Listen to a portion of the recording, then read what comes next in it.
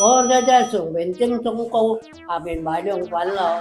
咩意思啊？即係話你要風度要溫度咯。我又考你咩嗰度六國大封相，知嘅話答咯。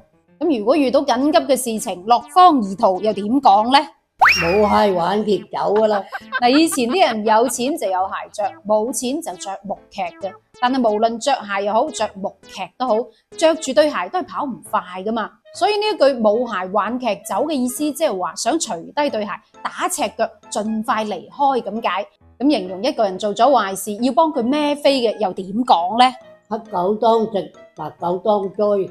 哇！睇你一腳踢過。係啊，依家要靠自己啦。馬仔落地行都要噶啦，你啊。係啊，咁如果平時騎嗰隻馬瓜咗嘅話，唯有自己落地行路啦。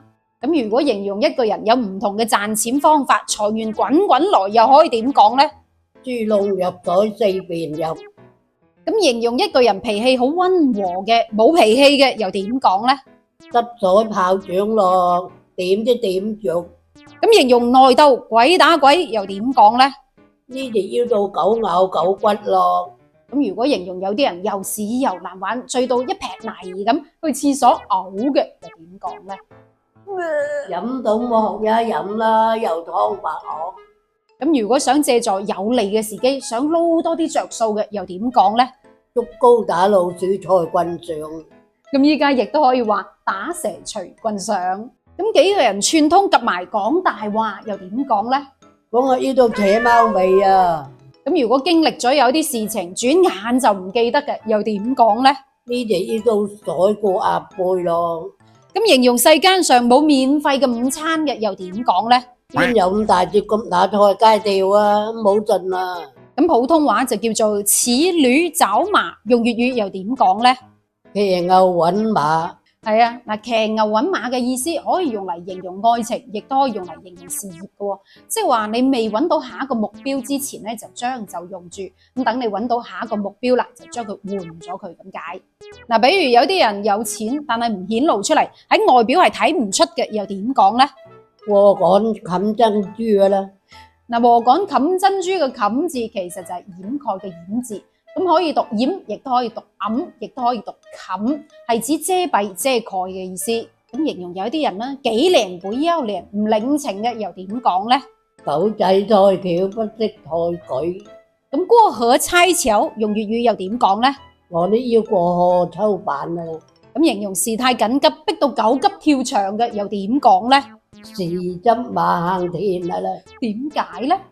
士急馬行田呢句說話，我諗大家都聽過啦。但其實係出自象棋，咁有捉開象棋嘅老友記都應該知道，馬行日啊嘛，馬係要按照日字形嚟行走嘅。但係當遇到事態緊急嘅時候，就按咗田字形嚟跳動，即係唔按規矩做嘢啦。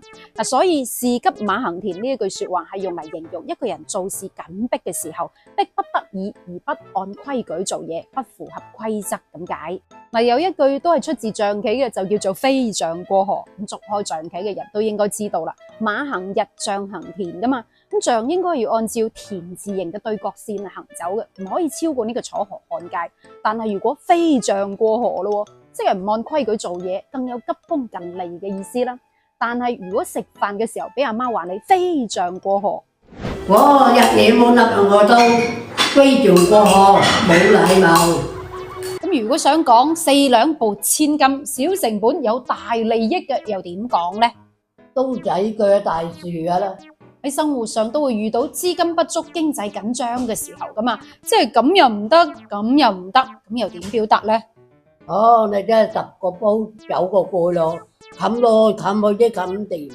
阿婆，我窮到窿啊，身無分文，又點講呢？你真係倒掉沙煲咯，沙煲都倒掉啦，即係話米都冇晒啦，冇米落鑊，咪窮到窿咯。咁如果想形容有經驗嘅人，佢都會失手，佢都會犯錯，又點講呢？總之要老貓燒糟咯。普通話就叫做爽約放鴿子，用粵語又點講呢？放飛機嘢啦。咁多個人就多一份麻煩事，又點講啊？總之要做多個香爐多一隻鬼咯。亦都可以用嚟形容分薄咗你啲利益咁解。咁就快成功啦，就出現紕漏，導致失敗，又點講呢？總之要做冧天光賴尿咯。如果唔係個老細揸住支雞毛當令箭，我早發圍啦。我真係大石砸死蟹啊！嗱，大石砸死蟹呢句說話，我諗好多人都理解係咩意思啦，即係話嚿石砸喺隻蟹上面啊嘛。咁但係個砸字喺坊間就有好多種寫法啦。嗱，有人認為係竹字頭呢一個砸，嗱呢個砸字有兩個意思。咁第一個係指屋砸，嗱意思即係話古代房屋嘅構件之一。而第二個釋義就係指竹篾係扭成嘅繩索，咁所以就有個竹字頭。古人造字唔會亂嚟噶嘛，嗱，所以呢個砸字同平時我哋講砸死大石砸死蟹嘅砸冇關係。咁亦都有學者認為係用撐艇仔嘅砸，嗱呢一個砸字係指狹窄好逼仄嘅意思，所以有個撐艇仔。不過呢個意思都唔符合大石砸死蟹嘅砸啊。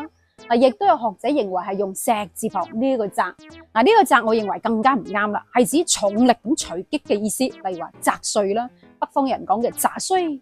其實正寫好簡單，就係大石壓死蟹，砸死就係壓死，壓有雜音。